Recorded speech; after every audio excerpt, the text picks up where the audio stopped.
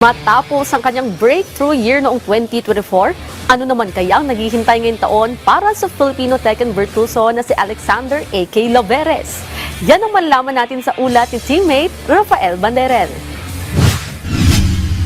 Matapos makatanggap ng parangal sa taunang Philippine Sports Awards, patuloy na lalahok si Pinoy Tekken prodigy Alexander A.K. Laveres sa mga bigating international competitions ngayong 2025. Bilang miyembro ng prestihiyosong Ukrainian Esports Club na Natus Vincir o Navi, iikot si AK sa iba't ibang sulok ng mundo upang makipagtagisan sa larangan ng sikat na fighting game na Tekken.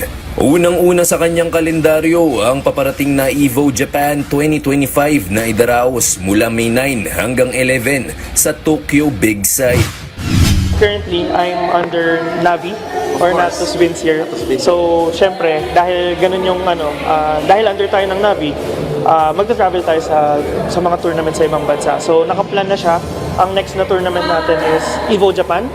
And yung Tekken World Tour, so magpa-participate tayo doon. So, mag-around the world talaga. Samantala, bukas din ng 24-year-old gamer para sa posibilidad na muling pasanin ang responsibilidad ng pagsali sa National Esports Team ng Pilipinas. Lalo na ngayon, nakabilang ang Tekken sa mga game titles na maaaring magsilbing medal events sa 33rd Southeast Asian Games na idaraos sa Disyembre.